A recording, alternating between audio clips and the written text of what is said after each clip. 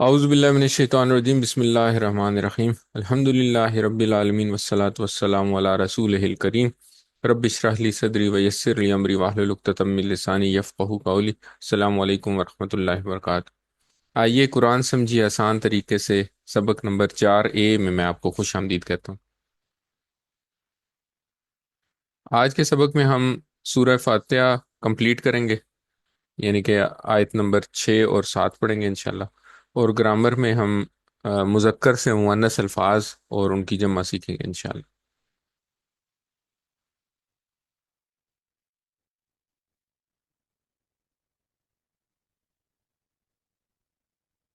سبق نمبر 44 کے اختتام تک، سبق نمبر 4 کے اختتام تک ہمارے جو الفاظ ہیں وہ 44 ہو جائیں گے، جو قرآن کریم میں تقریباً 15,000 بار آئے ہیں۔ تو سب سے پہلے ہم سورہ فاتحہ کی تلاوت جو ہے وہ کمپلیٹ سن لیتے ہیں، تاکہ ہم پھر اس کے بعد اپنا سبق کی طرف جا سکیں۔ اعوذ باللہ من الشیطان الرجیم، بسم اللہ الرحمن الرحیم،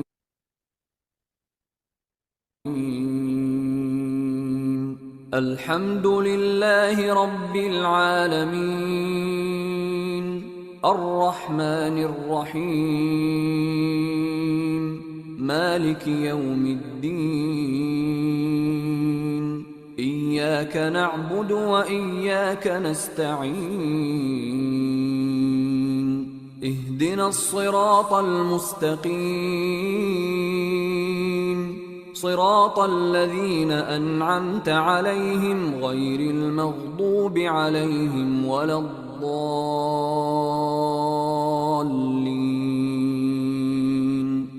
آمین۔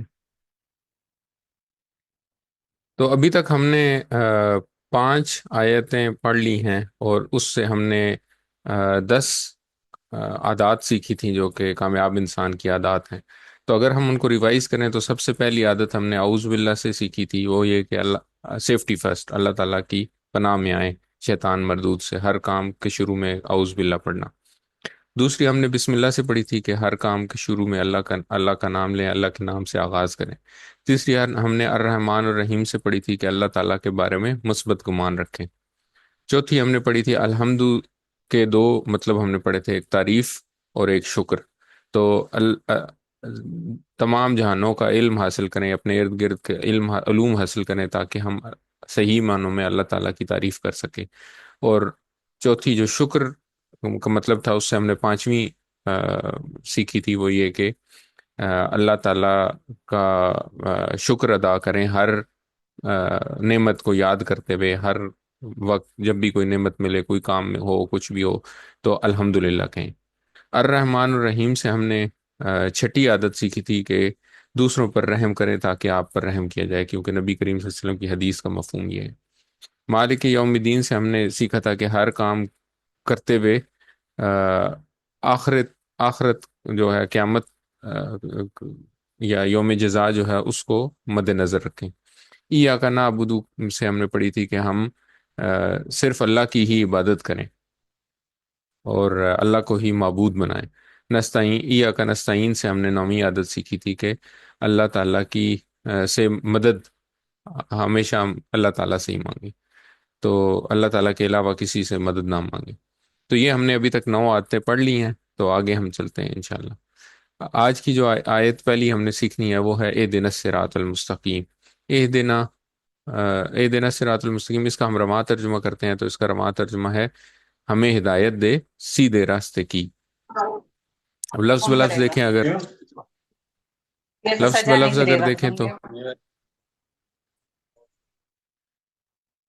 لفظ بلفظ اگر ہم اس کو دیکھیں تو اہدی کا نا جو ہے، یہ 2 ٹکڑے ہیں۔ ہم نے نا پڑھا تھا، ہم نے پڑھا تھا ہو، ہم، کا، یہ، کم، نا۔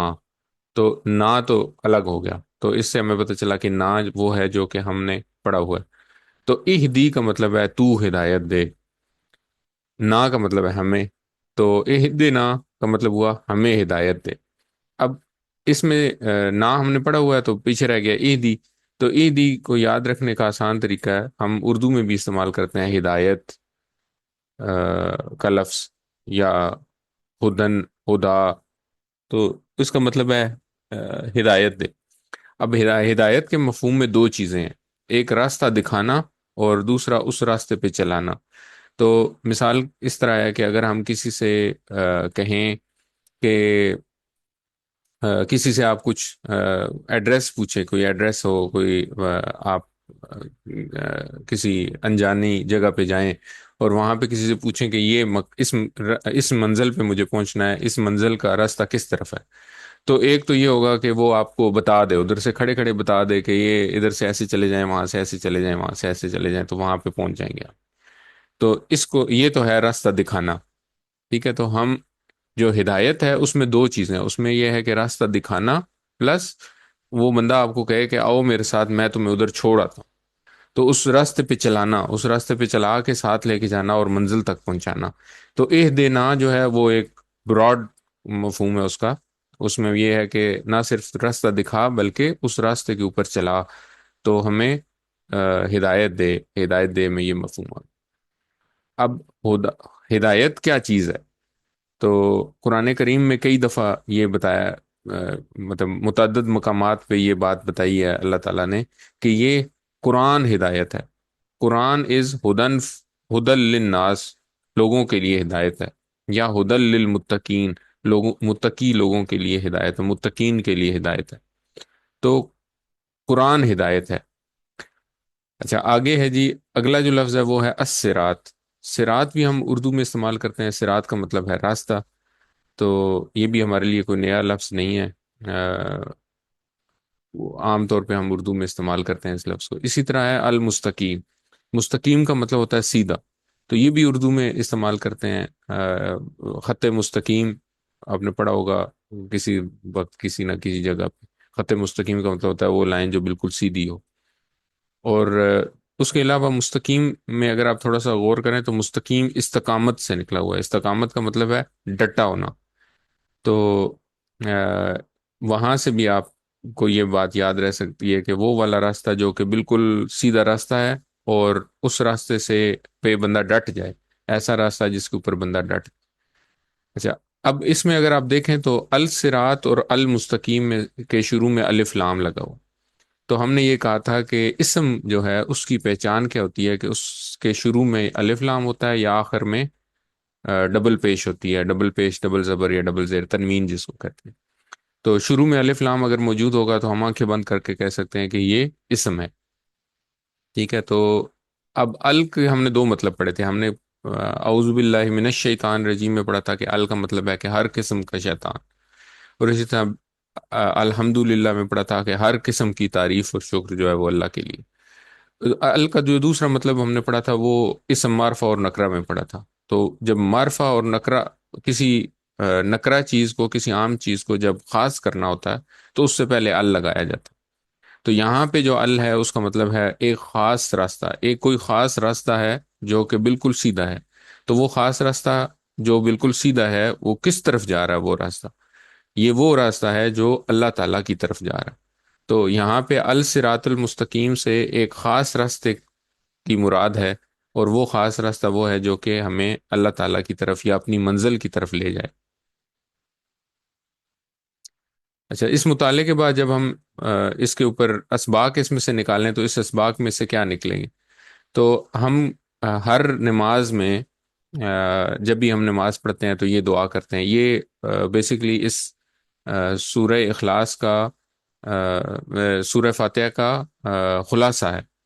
اس کا خلاصہ اگر کوئی پوچھے آپ سے کہ سورہ فاتحہ کا خلاصہ کیا ہے، تو سورہ فاتحہ کا خلاصہ یہ ہے کہ یہ سیدھے راستے کی طرف ہدایت کی دعا ہے. تو اس آیت میں اس کا خلاصہ ہے ہمیں ہدایت دے سیدھے راستے کی. تو اب سیدھا راستہ کیا ہے؟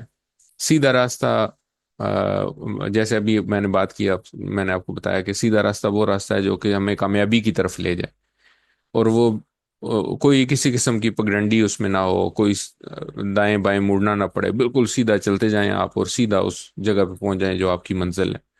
تو اور یہ زندگی کے ہر کام میں یہ سیدھا راستہ موجود ہے.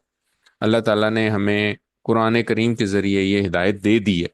جب ہم یہ دعا مانگتے ہیں تو اس دعا کے فوراً بعد ہم قرآن کی تلاوت کرتے ہیں.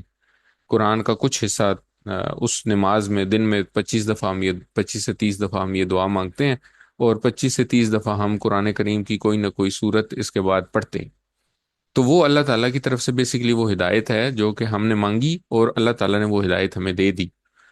اب عام لوگوں میں کنسیپٹ یہ ہے کہ ہم مسلمان ہیں، ہم تو ہیں ہی ہدایت پر، تو یہ غلط کنسیپٹ ہے۔ مسلمان ہونا ہدایت کا پہلا قدم ہے۔ اب پہلا قدم ہم نے اٹھا لیا، اس کے بعد ہمیں ہر وقت، نماز پڑھتے وقت، نماز کے بعد، کام کرتے ہوئے، گھر میں، آفس میں، ہر جگہ پہ، بازار میں، شیطان جب ہمیں وسوسہ ڈال رہا ہو اس وقت، ہر وقت ہمیں ہدایت کی ضرورت ہے، اور ہم اللہ تعالیٰ سے یہ ہدایت مانگ رہے ہیں، اور یہ ہدایت قرآن کریم میں موجود ہے، اور قرآن کے علاوہ یہ اللہ تعالیٰ کے جو نبی ہیں ان کی احادیث میں بھی موجود ہے، اس لیے ہمیں قرآن بھی سمجھنا ہے اور حدیث بھی سمجھنی ہے۔ تو اس سے یہ اندازہ لگائیں کہ دن میں 25 سے 30 دفعہ ہم یہ دعا مانگتے ہیں، اے دن الصراط المستقیم، اے اللہ ہمیں سیدھے راستے کی ہدایت دے، اور اللہ تعالیٰ وہ ہدایت ہمیں ساتھ ہی دے دیتا، ساتھ ہی اللہ تعالیٰ وہ کی طرف سے وہ ہدایت ہمیں مل جاتی ہے کہ ہم قرآن کی جو آیات پڑھتے ہیں ان کے اندر وہ ہدایت پوشیدہ ہے، چھپی ہوئی ہے وہ ہدایت، لیکن چونکہ ہم قرآن ایک عربی سمجھ نہیں سکتے، ہمیں وہ اس کا مطلب نہیں سمجھ آتا، تو ہم وہ ہدایت سمجھنے سے یا اس پہ عمل کرنے سے قاصر۔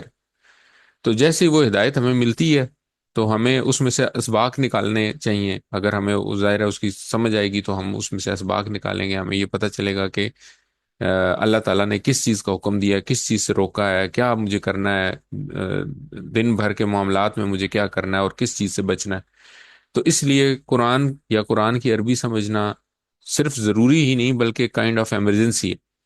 یہ ایک ایسی ایمرجنسی ہے کہ جس میں ہم آلریڈی لیٹ ہو چکے ہیں، جس میں ہمارا جو وقت ہونا چاہیے تھا وہ ہم گزار چکے ہیں، تو اب ہمیں بس جلد از جلد کی کوشش کرنی ہے کہ کسی طریقے سے ہم یہ سیکھ جائیں، تاکہ ہمیں جو قرآن میں جو بھی ہدایت اللہ تعالیٰ کی طرف سے نازل ہو رہی ہے، جو بھی ہدایت ہمیں مل رہی ہے، اس ہم ہدایت کو پکڑ سکیں اور سیدھے راستے کی طرف گامزن ہو سکیں۔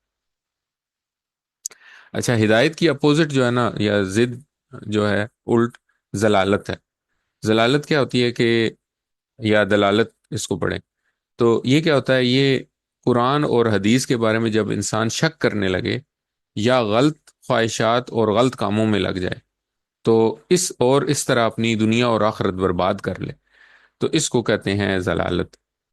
ٹھیک ہے، تو یہاں سے ہم عادت نمبر 10 نکالتے ہیں، اے دن الصراط المستقیم سے، کہ ہر کام میں اللہ سے ہدایت طلب کرنا۔ تو ہدایت کیا ہے؟ سیدھا راستہ معلوم کرنا۔ تو ہدایت کیسے طلب کریں گے؟ جب آپ ہدایت مانگیں گے تو اس کے جواب میں آپ نے کیا کرنا ہے؟ آپ نے سیدھا راستہ معلوم کرنا ہے کہ اللہ تعالیٰ نے تو ہدایت بھیج دی ہے، تو جو کہ قرآن کی شکل میں ہمارے پاس موجود ہے، تو ہم نے اس میں سے سیدھا راستہ ڈھونڈنا ہے، اور پھر ہم نے اس پر چلنے کی کوشش کرنی ہے، حت الامکان کوشش کرنی ہے، اور اللہ تعالیٰ سے مدد کی دعا بھی کرنی ہے۔ تو اس تصور اور احساس کے ساتھ اس آیت کی پریکٹس کریں، اہدنا الصراط المستقیم، ہمیں ہدایت دے سیدھے راستے کی طرف۔ اچھا، اگلی آیت ہے جی، اگلی آیت کے دو ٹکڑے ہم پڑھیں گے۔ تو پہلا ٹکڑا ہے صراط الذین انعمت علیہم، راستہ ان لوگوں کا انعام کیا تو نے ان پر۔ صراط، ہم نے ابھی پڑھا پہلے، صراط کا مطلب ہے راستہ، ٹھیک ہے، اور یہ کس راستے کی بات ہو رہی ہے؟ جو راستہ ابھی ہم نے جس راستے کا ذکر کیا پیچھے، تو جب ہم ایک جملے میں ایک راستے کی بات کر رہے ہیں اور پھر آگے اسی راستے کا ذکر ہو رہا ہے، تو ہم اسی سیدھے راستے کی بات کر رہے ہیں۔ تو اب یہ بڑا امپورٹنٹ ہے کہ آپ دن میں 25 سے 30 دفعہ جس راستے کی طرف ہدایت کی دعا مانگ رہے ہیں، ذرا سوچیں کہ وہ راستہ ہے کون سا راستہ ہے وہ سیدھا راستہ؟ تو یہ راستہ کن لوگوں کا ہے وہ ابھی ہم اس میں پڑھیں گے۔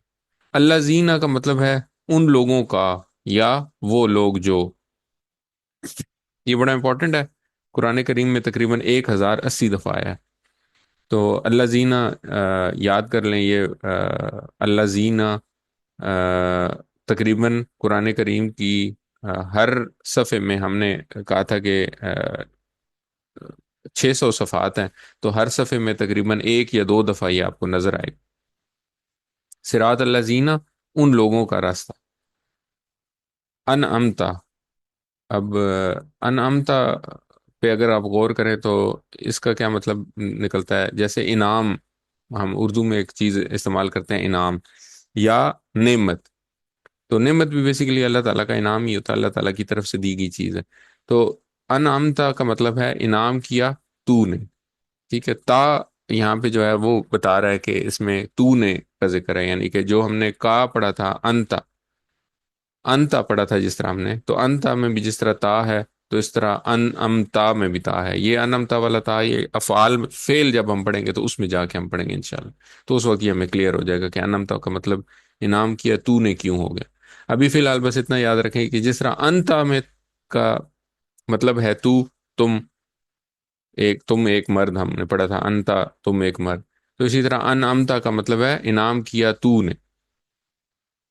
تو علیہم، اللہ کا مطلب ہم نے پڑھا نہیں پڑھا ابھی، تو اللہ اللہ کا مطلب ہے پر، اور ہم نے پڑھا ہے ہو، ہم، تو ہم نے کہا تھا کہ ہم جو ہے یہ کبھی کبھی ہی یا ہم بھی آتا ہے، رب ہم نے پڑھا تھا کہ ربی ہی بھی آتا ہے اور ربی ہم بھی آتا ہے، تو علیہم کا مطلب ہے ان سب پر، تو ان لوگوں کا راستہ جن پر انعام کیا تو نے ان پر۔ تو اب ہم ذرا امیجن کریں کہ ہم جس راستے کی دعا مانگ رہے ہیں، جس راستے کی طرف ہدایت کی دعا مانگ رہے ہیں اللہ تعالیٰ سے، تو وہ راستہ کون سا راستہ ہے؟ کن لوگوں کا راستہ ہے وہ؟ تو وہ ان لوگوں کا راستہ ہے جن پر اللہ تعالیٰ نے انعام کیا، اور اللہ تعالیٰ نے قرآن کریم میں بتایا ہے کہ اللہ تعالیٰ نے چار کیٹیگریز بتائی ہیں کہ ان چار قسم کے لوگوں پہ اللہ تعالیٰ نے انعام کیا، انعام یافتہ لوگ چار قسم کے کون کون سے ہیں؟ انبیاء ہیں، صدیقین ہیں، شہداء ہے، اور سب سے نچلی کیٹیگری صالحین کی۔ تو یہ چار کیٹیگریز ہیں جن کے اوپر اللہ تعالیٰ نے بتایا کہ میں نے انعام کیا ان کے اوپر۔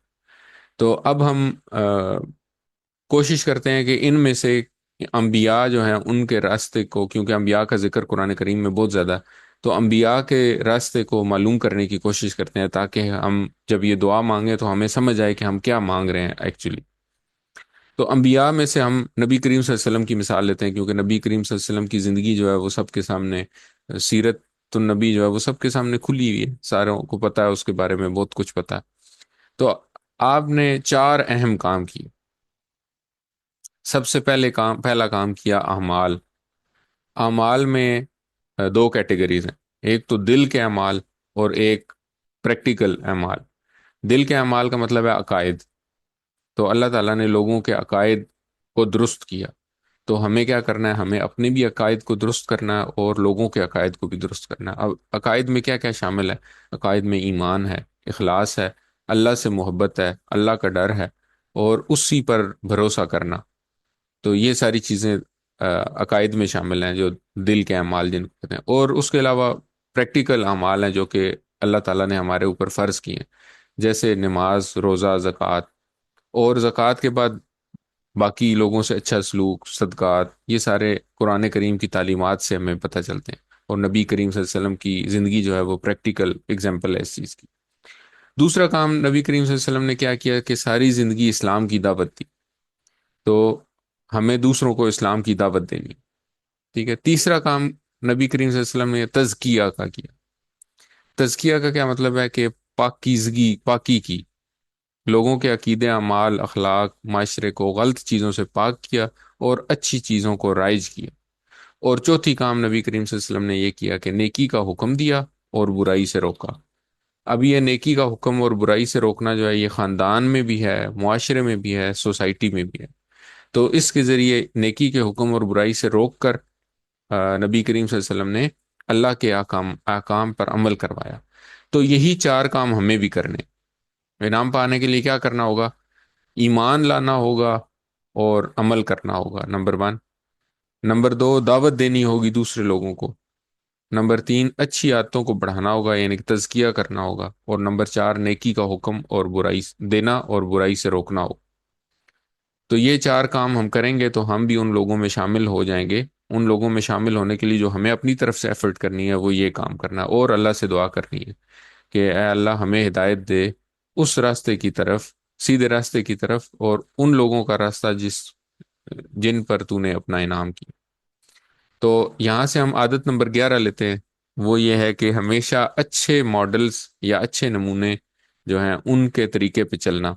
اور ان کے طریقے پہ کیسے چلیں گے؟ جب ہمیں ان کے طریقے کو پتہ ہوگا، ان کے طریقے کا پتہ ہوگا، ان کے بارے میں پڑھنا، اور ان کی جو بایوگرافی ہے یا ان کی جو زندگی کے معمولات ہیں ان کو اپنے سامنے رکھ کر اپنے اعمال کو ان کے مطابق پریکٹس کرنے کی کوشش کرنا.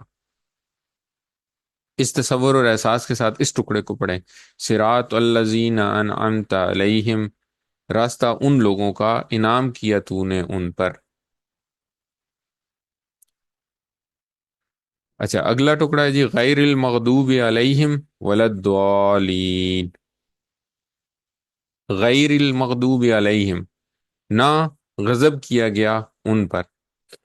غیر ہم اردو میں بھی استعمال کرتے ہیں، جیسے غیر مسلم. غیر مسلم کا مطلب ہے جو مسلمان نہیں ہے. اسی طرح ہم کہتے ہیں غیر عرب، جو عرب نہیں ہے. تو غیر کا مطلب ہے نہیں یا ان کے علاوہ. المغضوب، ال سے ہمیں یہ سمجھ آ رہی ہے کہ یہ بھی اسم ہی ہے، کیونکہ اس کے شروع میں ال لگا ہوا ہے. مغضوب کا مطلب ہے غضب کیا گیا.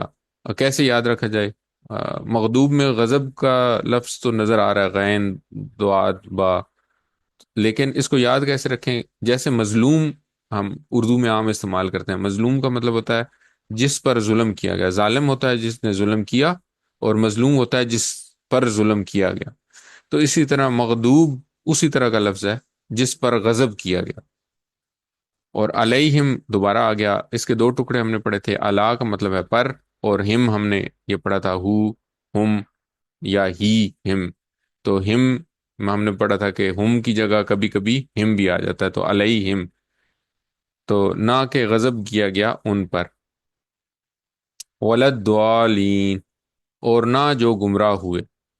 وا اور لا، نہیں، نہ یا نہیں، یہ نفی کرنے کے لیے استعمال ہوتا ہے. نفی کرنے کے لیے چار الفاظ استعمال ہوتے ہیں عربی میں، وہ ہم تھوڑا سا آگے جا کے پڑھیں گے. تو لا کا مطلب ہے نہ. اور یہ کتنا امپورٹنٹ لفظ ہے، یہ قرآن کریم میں 1700، تقریباً 1700 دفعہ آیا. تو اگر ہم کہیں کہ 900 صفحات ہیں قرآن کریم کے، تو یہ 600 صفحات ہیں اگر قرآن کریم کے، تو یہ تقریباً ہر لائن پہ، ہر صفحے میں آپ کو 2 سے 3 دفعہ کے درمیان میں نظر، کسی صفحے پہ 2 دفعہ نظر آئے گا، کسی صفحے پہ 3 دفعہ نظر آئے گا آن ایوریج. تو اس لیے یہ بڑا امپورٹنٹ لفظ ہے، والا، اور نہیں. دال ہم نے ابھی پڑھا تھا کہ ہدایت کا الٹ، ہدایت کی ضد کیا ہے؟ دلالت یا ضلالت.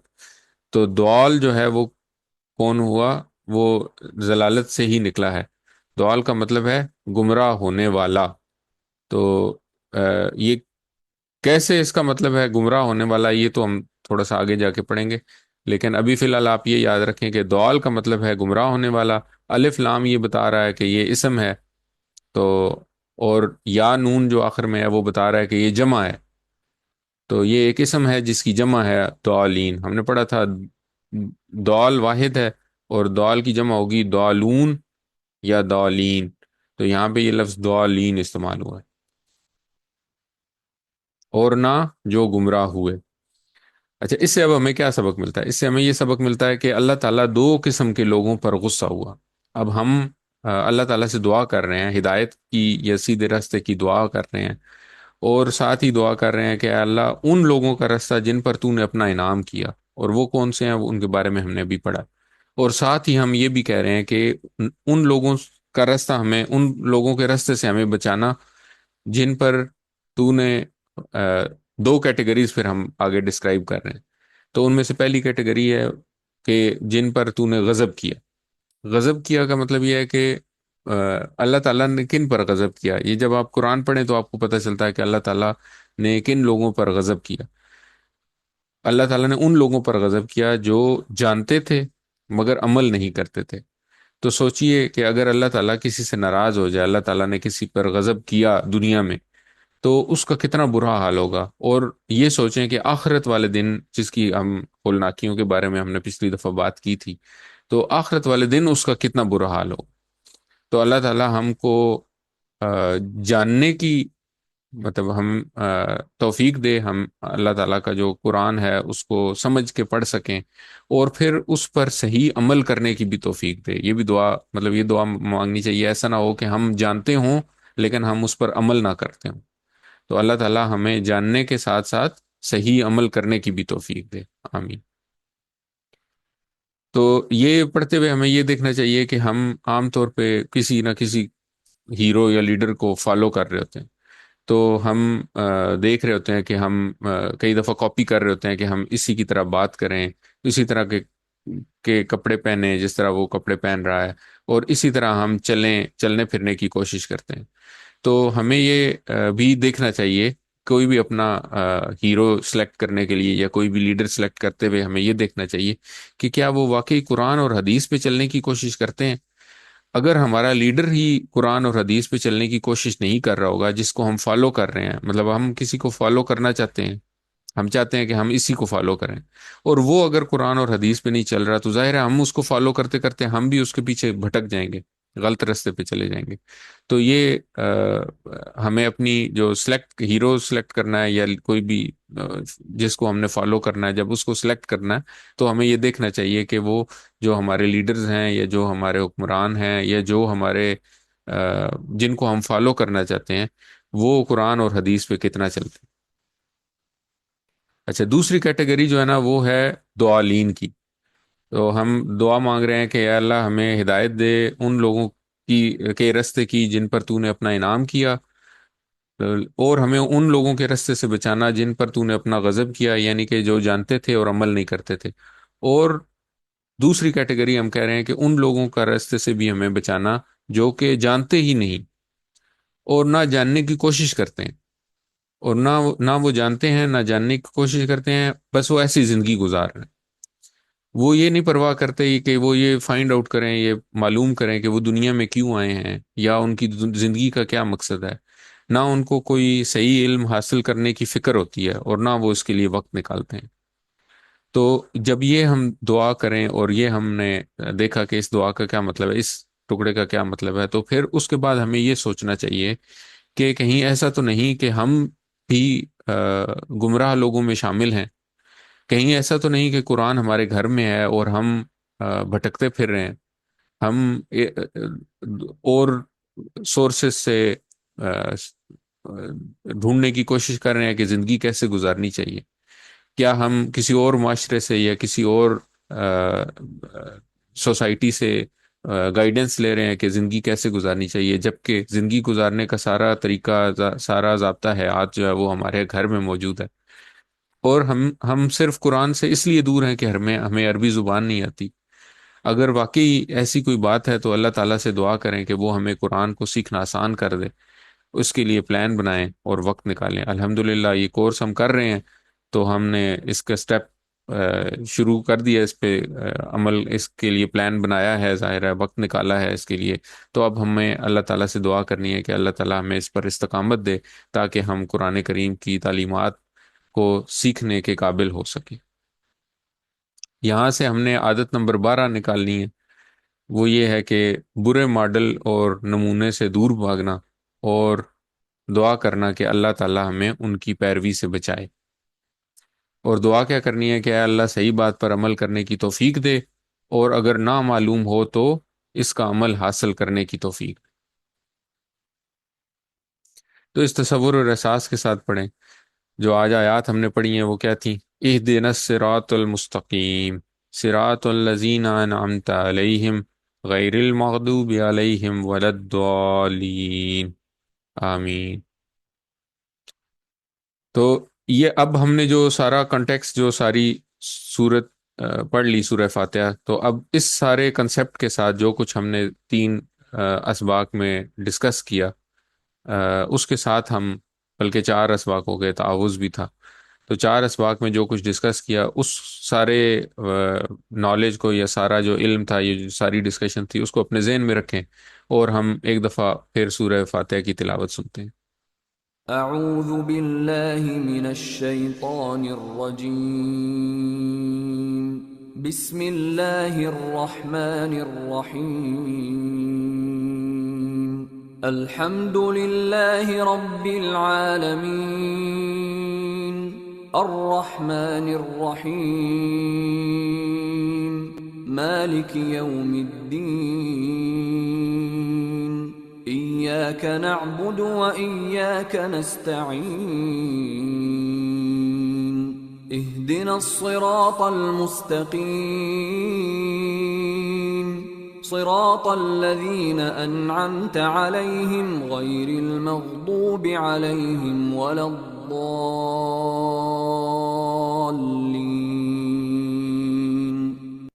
آمین. تو ہم نے یہ بات شروع میں بھی ڈسکس کی تھی کہ تعوذ اور سورہ فاتحہ کے الفاظ اتنے امپورٹنٹ ہیں کہ یہ قرآن کریم کی ہر سطر میں ایک دفعہ ان کا ایک کوئی نہ کوئی لفظ آتا ہے. تو ہمیں یہ سارے الفاظ بہت اچھی طریقے سے یاد کرنے ہیں، ان کا مطلب یاد کرنا ہے، اور کوشش کرنی ہے کہ جب اگلی دفعہ ہم تلاوت کریں تو ہم ان الفاظ کو ڈھونڈنے کی کوشش کریں انشاءاللہ. اچھا، ایک حدیث سے قدسی ہے بڑی پیاری. نبی کریم صلی اللہ علیہ وسلم نے ہمیں بتایا کہ اللہ تعالیٰ فرماتا ہے کہ میں نے اپنی نماز اپنے اور اپنے بندے کے درمیان میں تقسیم کر لی ہے، آدھی میری ہے اور آدھی میرے بندے کی، اور میں اپنے بندے کو وہ دیتا ہوں جو وہ مجھ سے مانگے. پھر نبی کریم صلی اللہ علیہ وسلم نے فرمایا کہ جب بندہ کہتا ہے الحمد رب العالمین، تو اللہ تعالیٰ فرماتا ہے حمدنی عبدی، میرے بندے نے میری حمد کی. جب جب بندہ کہتا ہے الرحمن الرحیم، تو اللہ تعالیٰ فرماتا ہے اسنا علی عبدی، میرے بندے نے میری ثنا کی. پھر جب بندہ کہتا ہے مالک یوم الدین، تو اللہ تعالیٰ فرماتا ہے مجدنی عبدی، میرے بندے نے میری بزرگی بیان کی. پھر جب بندہ کہتا ہے ایاک نعبد و ایاک نستعین، تو اللہ تعالیٰ فرماتا ہے کہ یہ میرے اور میرے بندے کے درمیان ہے. اس کا پہلا حصہ جو ہے وہ میرے بندے کے متعلق ہے، اور بعد والا حصہ جو ہے وہ میرے اوپر ہے. اگر بندہ جو ہے وہ پہلے حصے میں جو بات اس نے کہی ہے وہ اس کو پورا کرے، تو اس کے بعد والے حصے کی جو بات ہے وہ میں اس کے ساتھ پورا کروں. پہلے حصے میں ہم کیا کہتے ہیں کہ اللہ ہم تیری ہی عبادت کرتے ہیں، اور اگر ہماری عبادت صرف اللہ کے لیے ہو جائے اور ہم صرف اللہ کی ہی عبادت کریں، تو اللہ تعالیٰ کہتا ہے کہ اس کے بعد جو وہ مانگ رہا ہے وہ میں اس کو دوں گا. پھر جب بندہ کہتا ہے اہدنا الصراط المستقیم صراط الذین انعمت علیہم غیر المغضوب علیہم ولا الضالین، تو اللہ تعالیٰ فرماتا ہے یہ میرے بندے کے لیے ہے، جو کچھ مانگے گا سب اسے ملے گا. تو کیا مانگ رہا ہے وہ بندہ؟ سیدھے راستے کی دعا مانگ رہا ہے، اور ان لوگوں کا راستہ جو اللہ تعالیٰ نے جن پر اپنا انعام کیا، اور ان لوگوں سے دوری مانگ رہا ہے جو کہ برے ماڈلز ہیں، یعنی کہ جن کو علم تھا اور جان بوجھ کر انہوں نے اس پر عمل نہ کیا، یا جنہوں نے علم حاصل کرنے کی کوشش ہی نہ کی.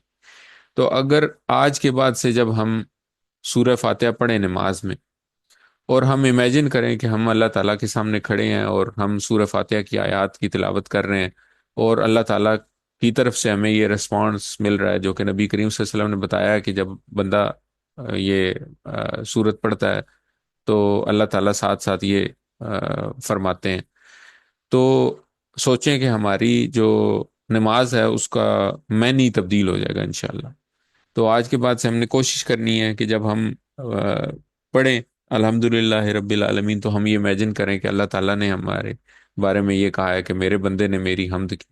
جب ہم پڑھیں الرحمن الرحیم، تو ہم یہ امیجن کریں کہ اللہ تعالیٰ نے میرے بارے میں یہ کہا ہے کہ میرے بندے نے میری ثنا کی. تو اس سے آپ کی اور اللہ تعالیٰ کے درمیان جو ایک کنیکشن قائم ہوگا انشاءاللہ، وہ کنیکشن پھر پوری نماز میں قائم رہے گا.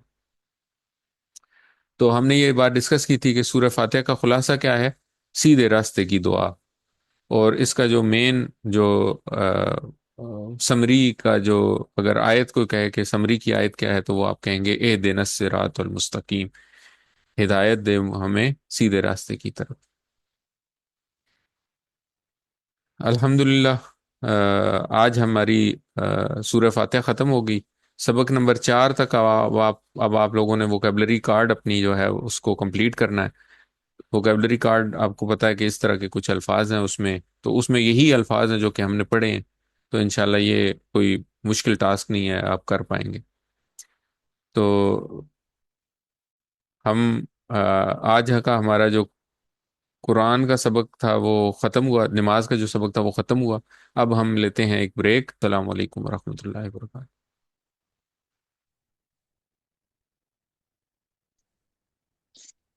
اعوذ باللہ من الشیطان الرجیم. بسم اللہ الرحمن الرحیم. الحمد للہ رب العالمین والصلاۃ والسلام علی رسولہ الکریم. رب اشرح لی صدری ویسر لی امری واحلل عقدۃ من لسانی یفقہوا قولی. السلام علیکم ورحمۃ اللہ وبرکاتہ. سبق نمبر 4B، جس میں ہم عربی گرامر سیکھتے ہیں. تو شروع کرتے ہیں. آج کے سبق میں ہم مذکر سے مؤنث اور اس کی جمع سیکھیں گے انشاءاللہ. تو گرامر ہم ٹی پی آئی کے ساتھ سیکھ رہے ہیں. ٹی پی آئی کے کمپوننٹس ہیں. سب کا مائک آن ہے تو میرے ساتھ ساتھ اشارہ بھی کریں اور پڑھیں. سنیے، دیکھیے، دیکھیے، سوچئے، سوچئے، بولیے، بولیے، بتائیے، بتائیے، دل سے کیجئے دل سے کیجیے، اور مل کر کیجئے. مل کر کیجیے. میرے علاوہ 13 لوگ اور ہیں اور صرف ایک سسٹر کی آواز آ رہی.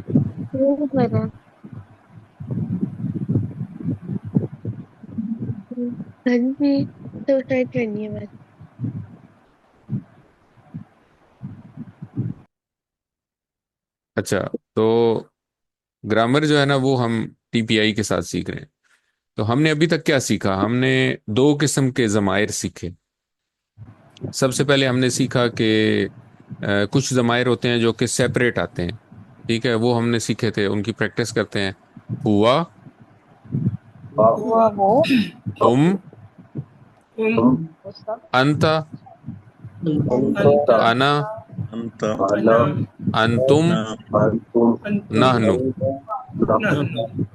ٹھیک ہے، ہوا، ہم، ہوا، انتا، انا، انت، انا، انتم، نحنو. انتم، نحن.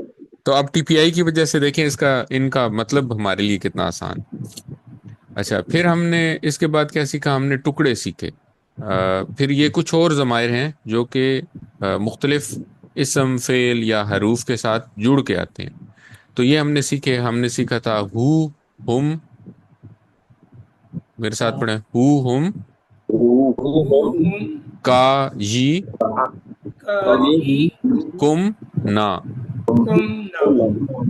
ہو، ہم، کا، جی، کا، ہی، کم، نا. کم، نا.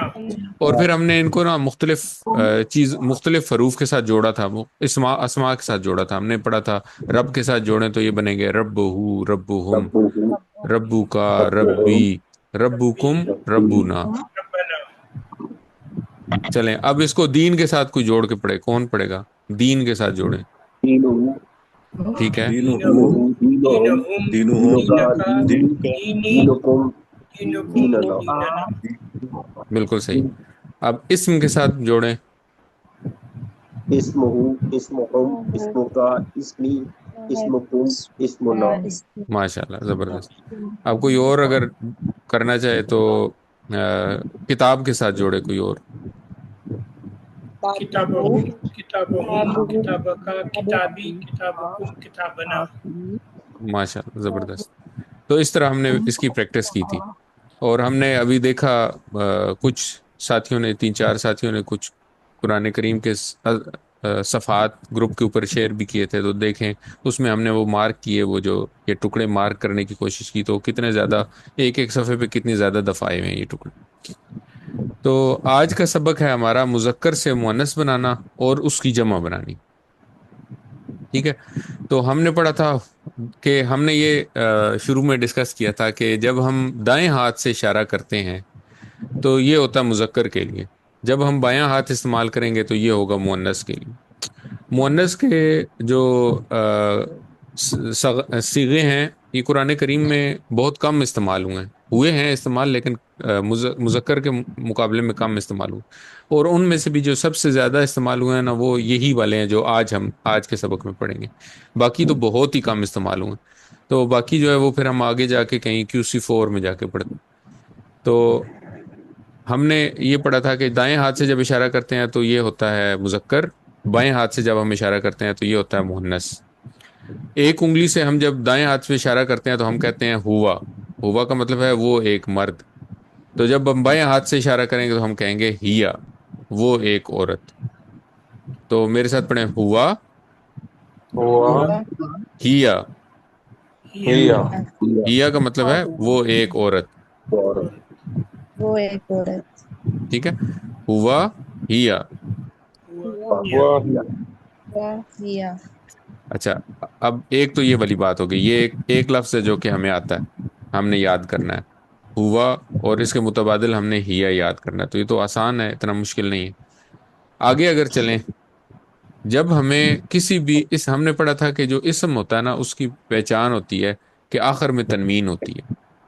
تو جب کوئی اسم ہو جس کے آخر میں تنوین ہو، اس کا مؤنث بنانا ہو، تو مؤنث بنانے کے بہت سارے طریقے ہیں.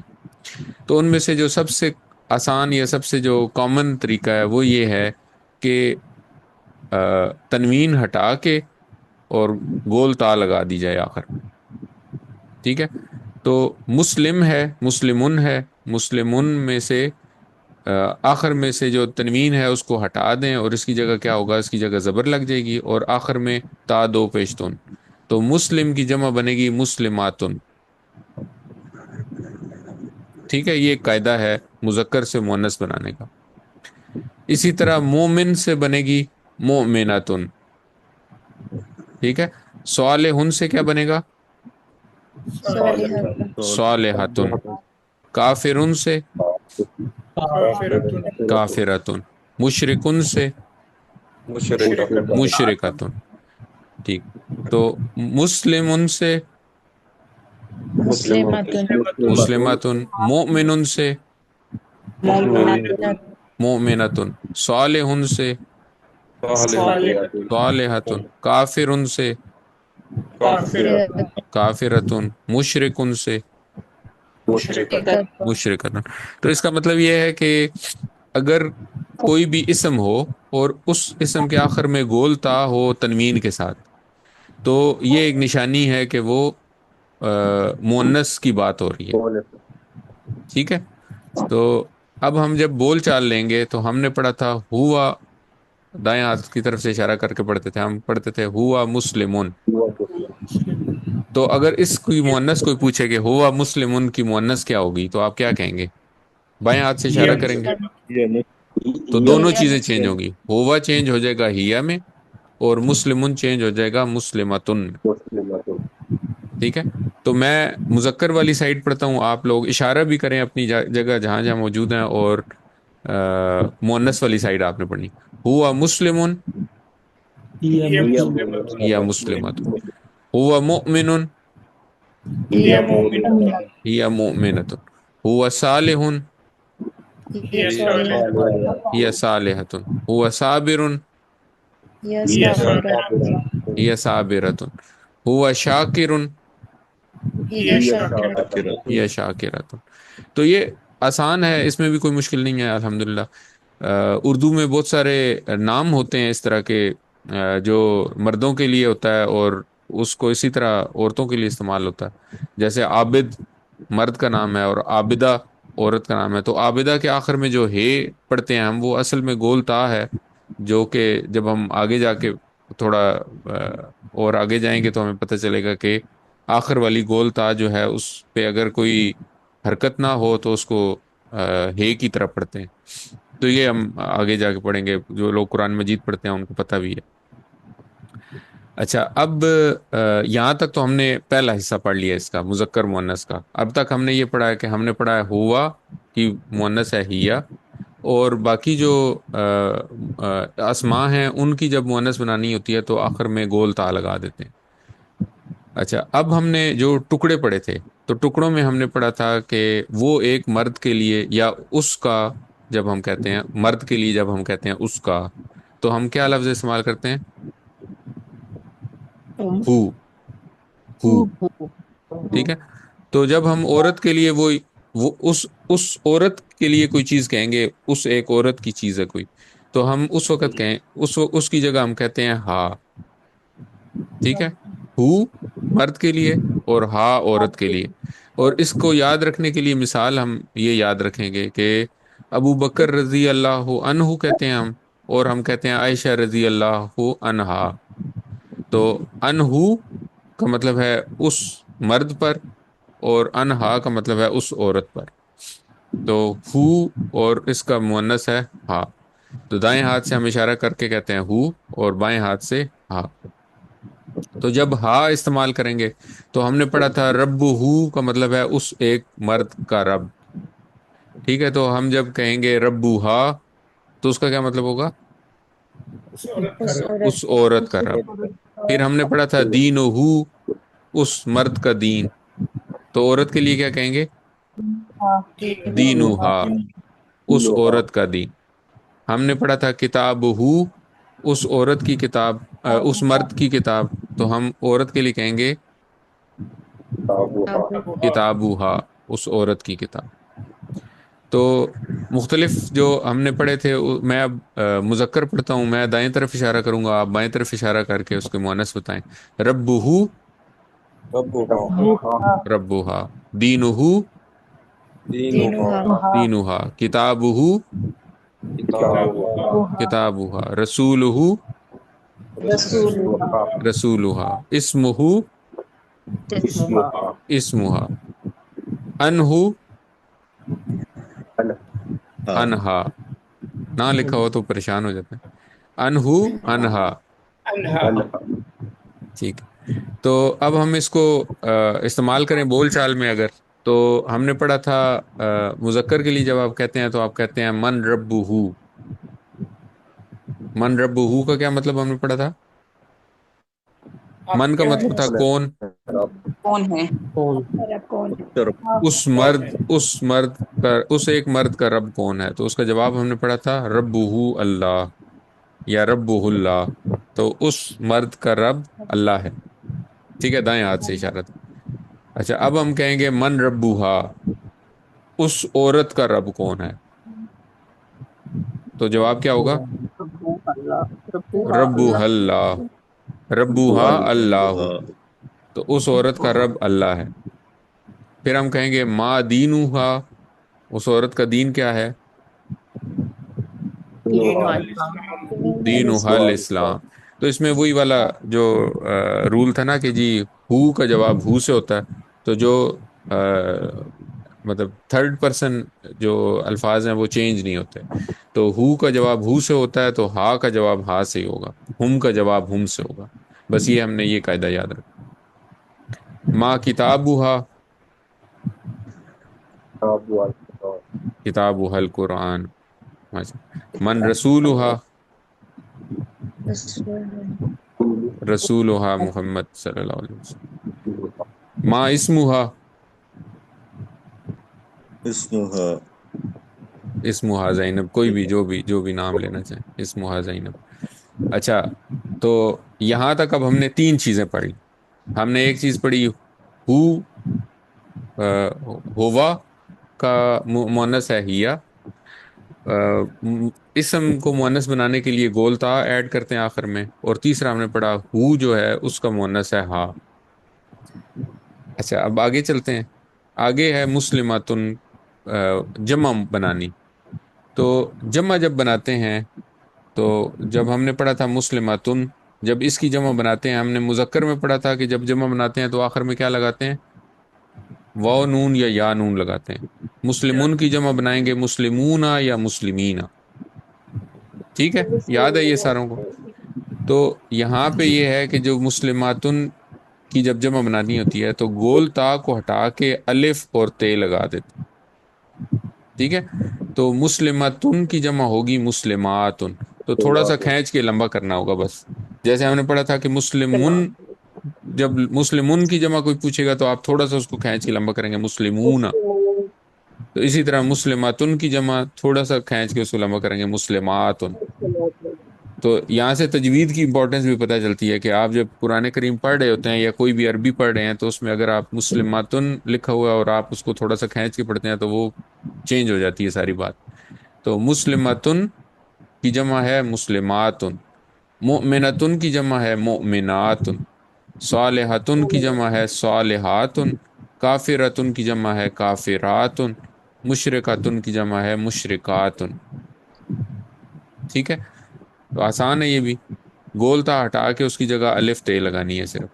تو میرے ساتھ پڑھیں، میں واحد پڑھتا ہوں، آپ لوگ مؤنث پڑھیں، آپ لوگ جمع پڑھیں.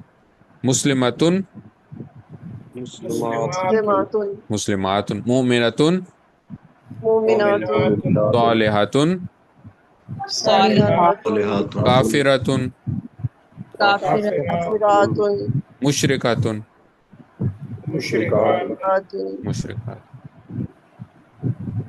اچھا، اب دوسرا قاعدہ جو ہے نا اس میں امپورٹنٹ وہ یہ تھا کہ ہم نے یہ پڑھا تھا کہ جب مسلمن ہوتا ہے تو اس کی جمع مسلمون ہوتی ہے، اور مسلمن یا مسلمن ہو تو اس کی جمع کیا ہوتی ہے؟ مسلمین مسلمین. مسلمین. ٹھیک ہے، مسلمن کی جمع مسلمون، اور مسلمن یا مسلمن کی جمع تھی مسلمین. یہ ہم نے سبق میں پڑھا تھا. ٹھیک ہے، تو یہاں پہ بالکل اسی طرح ہی ہے. مسلماتن کی جمع ہے مسلماتن، اور مسلمتن یا تن ہوگا اگر مسلماتن یا مسلمتن تو اس کی جمع ہوگی مسلمات. ٹھیک ہے، تو یاد رکھیں مسلمات تن کوئی لفظ نہیں ہوتا. ٹھیک ہے، مسلمتن یا مسلمتن کی جمع ہوگی مسلمات دونوں کی. مسلمتن کی جمع ہوگی مسلماتن، مسلمتن یا مسلمتن ہوگا تو اس کی جمع ہوگی مسلمات. اسی طرح مومنتن کی جمع ہوگی مومناتن، اور مومنتن یا مومناتن کی جمع ہوگی مومنات. صالحاتن کی جمع ہوگی صالحاتن، صالحاتن یا صالحاتن کی جمع ہوگی صالحات. اب ابھی کسی نے پہلے بھی یہ بات پوچھی تھی کہ یہ تنوین تبدیل ہونے سے کوئی فرق پڑتا ہے یا نہیں، تو بہت فرق پڑتا ہے. مطلب سیم رہتا ہے، مطلب اس لفظ کا مطلب تو چینج نہیں ہوتا، لیکن اس جملے میں یہ حرکات چینج ہونے سے اس کا رول چینج ہو جاتا ہے، اس اسم کا رول چینج ہو جاتا ہے. تو یہ ہم تھوڑا آگے جا کے پڑھیں گے. یہ بڑا انٹرسٹنگ چیز ہے یہ بھی، کہ آپ حرکت تبدیل ہونے سے اس جملے میں وہ بندہ کام کرنے والا سے کام جس پر کیا جا رہا ہے یعنی کہ فاعل سے مفعول بن جاتا ہے. تو یہ ہم آگے جا کے پڑھیں گے، ابھی فی الحال اس کے بارے میں پریشان نہ ہو. آپ صرف یہ یاد رکھیں کہ جیسے مسلمن کی جمع مسلمون تھا، اور مسلمن یا مسلمن کی جمع مسلمین تھی، اسی طرح مسلماتن کی جمع ہے مسلماتن، اور مسلماتن یا تن کی جمع ہے مسلمات. تو یہ ساروں کے اوپر یہی قاعدہ لگے گا. کافراتن کی کیا جمع ہوگی؟ کافراتن. اور کافراتن کی جمع کافراتن. کافراتن کی جمع کافرات. ٹھیک ہو گیا، زبردست. تو اچھا، اب الحمدللہ ہمارا آج کا سبق ختم ہو گیا. آج کے سبق میں ہم نے 5 نئی باتیں سیکھی. ٹھیک ہے، تو کافی لینتھی سا ہو گیا سمجھنے میں تھوڑا سا، لیکن آسان ہے، کوئی مشکل نہیں ہے. ہم نے یہ پڑھا کہ ہوا کی جمع، ہوا کی مؤنث ہے ہیا، نمبر 1. پھر ہم نے یہ پڑھا کہ ہو کی مؤنث ہے ہا. ٹھیک ہے، 2 باتیں یہ ہو گئیں، یہ تو آسان تھی. تیسری بات جو پڑھی ہم نے وہ یہ پڑھی کہ جب کسی مذکر کو مؤنث بنانا ہوتا ہے تو ہم کیا کرتے ہیں؟ گول تا کو ہٹا کے نہیں آخر میں، سوری، تنوین کو ہٹا کے آخر میں گول تا لگا دیتے ہیں. تو مسلمن کی جگہ کیا کر دیں گے؟ مسلماتن کر دیں گے. پھر ہم نے اس کی جمع بنانی سیکھی. تو چوتھا جو کام ہم نے کیا وہ اس کی جمع بنانی سیکھی. وہ کیسے سیکھی؟ کہ مسلماتن کی جمع کیا ہوگی؟ مسلماتن. اور 5ویں چیز ہم نے یہ سیکھی کہ مسلماتن اور مسلماتن کی جمع ہوگی مسلمات. بس آج کا لیسن یہی تھا. تو ایک چھوٹا سا کوئز ہے آج ہمارا. تو ہم کیا کریں گے کہ ایک لفظ سوچیں گے، ایک لفظ یہاں پہ دیکھیں گے سامنے. ٹھیک ہے، پھر اس کے بعد کوئی بندہ بولے گا نہیں، سب سے پہلے سوچیں گے اس کے بارے میں کہ اس کا اشارہ کیا ہے، اس لفظ کا اشارہ کیا ہے. اور پھر اس کے بعد جب میں کہوں گا کہ جی اب بتائیں، تو پھر آپ بتائیں گے کہ اس کا اشارہ کیا ہے. ٹھیک ہے، تو مثال کے طور پہ یہ لفظ ہے ربہم. اب آپ سوچیں کہ اس کا اشارہ کیا، اپنے ذہن میں لائیں. اب بتائیں کیا اشارہ ہے اس کا؟ ان کا ان مردوں کا، ان سب نہیں نہیں، عرب. اشارہ بتانا ہے، اشارہ یہ ہے اس کا، دائیں ہاتھ کی طرف سارے 4 انگلیاں. رائٹ رائٹ ہینڈ جو ہے وہ 4 فنگر اس طرف کرنی ہے اپنی جی، رائٹ سائڈ. دائیں ہاتھ کی طرف 4 انگلیاں، ٹھیک ہے. تو ان اگلا، سب کا رب، ہاں جی، اب اگلا ہے دین حکم. اب سوچیں کہ کیا ہے، پھر سوچیں پہلے. اب کیا؟ ان سب کا دین، سب مردوں کا رب، 4 فنگرس. ہم نے 4 انگلیاں سوچیں، کرنی سوچ ہے لینا فرنٹ پہلے، میں. سوچ لینا. سوچیں پہلے پھر اس کے بعد بولیں. ان سب کا تو نہیں ہوگا نا، تو پہلے سوچیں کہ دین حکم کیا ہے. ان سب تو کا ٹکڑے آپ سوچیں سب اپنے ذہن میں. آپ سب کا دین، ہاں، کافی طرح سے ہاں، فنگرس. دین آپ سب حکم. کا دین. تو اب اشارہ ان بتائیں، اس کا کا اشارہ کیا ہے؟ سامنے کی طرف 4 سامنے کی طرف چار سامنے انگلی طرف ہوگی. ٹھیک ہے. پھر اسی طرح آپ سوچیں ہماری کتاب. اپنی طرف 1 فنگر. کیوں ایک کیوں ہوگی چار بہن؟ 4 اپنی سوچے طرف بغیر 4. جب سوچے بغیر بولیں گے تو اسی طرح ہوگا. تو اسی لیے کہہ رہے ہیں کہ کتاب سوچیں پہلے.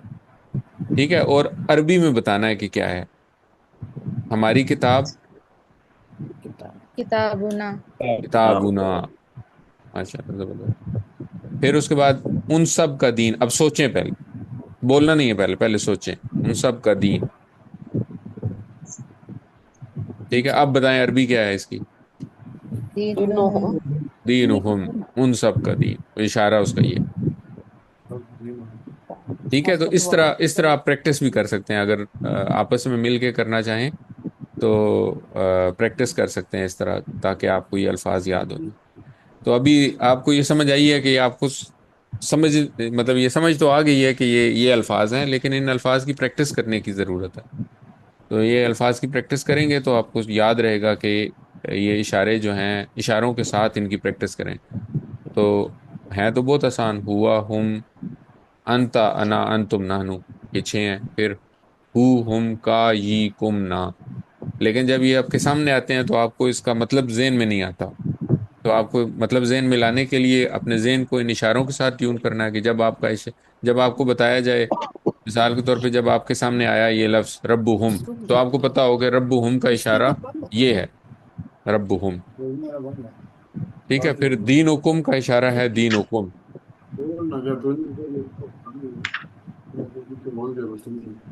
ٹھیک ہو گیا. چلیں، الحمدللہ آج کا لیسن ختم ہوا. زیادہ آج ہم کیوں نقطہ تعلیم لیتے ہیں.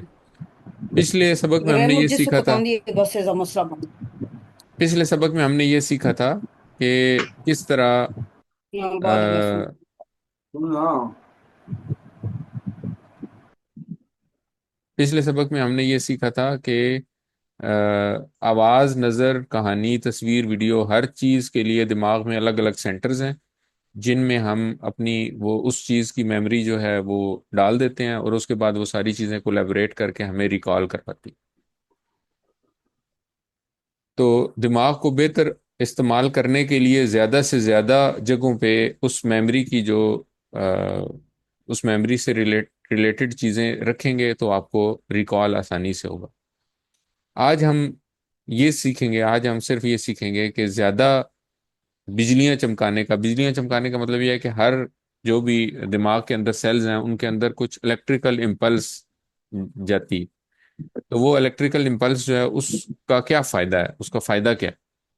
اس کا فائدہ یہ ہے کہ میں نہیں جلدی یاد ہوگا. جتنے زیادہ سینٹرز آپ انوالو کریں گے، جتنی زیادہ چیزیں آپ انوالو کریں گے، ابھی ہم نے یہ دیکھا کہ ربو ہم کا مطلب آپ یاد کرنے کی کوشش کریں گے تو ہو سکتا ہے آپ کو یاد نہ آئے فوراً. لیکن اگر آپ اس کے لفظ کو پہ دھیان دیں گے، آپ اس کو لفظ کو یاد کریں گے کہ ہو کا یہ جمع ہے، ہم. ٹھیک ہے، تو ہو کا اشارہ تھا رائٹ سائڈ پہ 1 انگلی، اور ہم کا اشارہ ہے رائٹ سائڈ پہ 4 انگلیاں. تو اشارے سے یاد کریں گے، پھر اشارے سے آپ اردو کے ساتھ ٹرانسلیشن اپنے دماغ کے ساتھ لنک کریں گے، پھر اس کے بعد اس کی پریکٹس کریں گے. تو آپ کو کیا ہوگا، یہ جو الفاظ ہیں وہ جب آپ کے سامنے آئیں گے تو آپ کو ان کا معنی جلدی سے یاد ہو جائے گا. پھر اس کے بعد وہ معنی دیر تک یاد رہے گا، اور جب آپ اس کو یاد کرنے کی کوشش کریں گے، ریکال کرنے کی کوشش کریں گے، تو وہ آپ کو جلدی یاد آ جائے گا. تو یہ ٹی پی آئی کا خاص فائدہ ہے. آج کی جو ایکسرسائز تھی، جو ہم نے ابھی ایکسرسائز کی ہے، اس کا مقصد بھی یہ تھا کہ آپ کو یہ باور کرانا کہ یہ جو ٹی پی آئی ہے یہ ایک سسٹم ہے جس کو جب آپ جتنا جلدی اس کو اڈاپٹ کریں گے، جتنی زیادہ اس کی پریکٹس کریں گے، اتنا زیادہ یہ الفاظ آپ کو یاد رہیں گے، اور اتنی آسان دیر تک یہ یاد رہیں گے۔ اور جب آپ ان کو ریکال کرنے کی کوشش کریں گے، جب آپ کے سامنے کوئی قرآن میں کوئی بھی ورڈ آئے گا تو اس کے ورڈ کا مطلب نکالنے میں آپ کو آسانی ہوگی۔ اب یہ جو قرآن کے صفحات آپ لوگوں نے شیئر کیے ہیں، ان میں آپ ان الفاظ کو ڈھونڈیں، اور ان الفاظ میں مطلب ابھی تو ہم صرف ان لفظوں کو ڈھونڈ رہے تھے، اب ان لفظوں میں سے ان کا مطلب نکالنے کی کوشش کریں۔ تو جتنی زیادہ آپ یہ پریکٹس کریں گے اتنا آپ کو زیادہ چیزیں یاد آئیں گی۔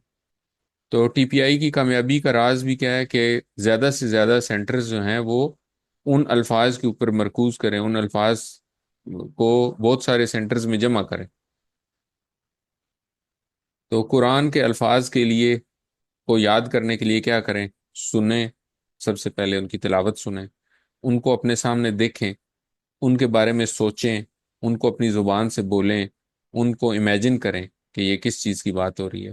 پورے احساس کے ساتھ قرآن کی آیات پڑھیں، احساس کے ساتھ پڑھیں، ان کا تصور کریں، ان کا کہ اللہ تعالیٰ نے اگر جنت کی بات کی ہے تو جنت کا تصور کریں، اگر دوزخ کی بات کی ہے تو دوزخ کا تصور کریں، اگر کائنات کی بات کی ہے تو کائنات کا تصور کریں، اور دن رات کی بات کی ہے تو دن کا تصور کریں، رات کا تصور کریں، اور یہ تبدیلیاں کس طرح آ رہی ہیں۔ نباتات کی بات کی ہے تو نباتات کا ذکر، نباتات کو دیکھیں، زمین کی بات کی ہے تو زمین کے بارے میں سوچیں، زمین کا احساس کریں، پھر اس مضمون کو یاد کریں، کوشش کریں کہ اس مضمون کو جو آج آپ نے پڑھا اس کو یاد کریں کہ اس میں اللہ تعالیٰ نے کیا فرمایا، اور اس کے اوپر پھر عمل کریں۔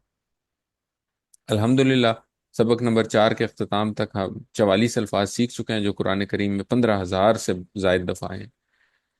7 ہوم ورک یاد رکھنے آپ نے، 2 پڑھنے کے قرآن کریم سے اور اپنے حافظے سے، اور اس میں ان الفاظ کو ڈھونڈیں جو الفاظ ہم اب تک 4 لیسنز میں پڑھ چکے ہیں، 2 پڑھنے کے، ایک کتاب سے اور ایک ووکیبلری کارڈ سے۔ اس کورس کا ترجمہ اور قواعد کا سننا، اپنے ساتھیوں سے کورس کی باتیں کریں، اور نماز میں مختلف صورتوں کی تلاوت۔ یاد رکھیں آپ منتخب ہیں، اللہ تعالیٰ نے قرآن سیکھنے کے لیے آپ کا انتخاب کیا ہے، اس انتخاب کو نظر انداز مت کریں، اپنے لیے دعا کریں، رب زدنی علما، اے اللہ قرآن میرے علم میں اضافہ فرما، اور اپنے ساتھیوں کے لیے دعا کریں، اے اللہ قرآن کی کلاس میں قرآن کو سیکھنے میں ہماری مدد فرما۔ ووکیبلری کارڈ کو اپنے سامنے رکھیں، لیسن نمبر 1 سے لے کے لیسن نمبر 4 تک کے ووکیبلری کے الفاظ جو ہیں ان کو یاد کرتے رہیں، اور ٹیچر بنیے۔ جو کچھ ہم نے سبق میں سیکھا وہ بہت آسان ہے، ہم نے ابھی دیکھا کہ ہم نے 5 قواعد سیکھی ہیں مذکر سے مؤنث بنانے کے۔ تو یہ قواعد جو ہیں یہ آپ اپنے ارد گرد، اپنے لوگوں اپنے فیملی میں اور اپنے فرینڈز میں جو لوگ ہیں آپ کے ارد گرد روز ملنے والے، ان کو سکھائیں۔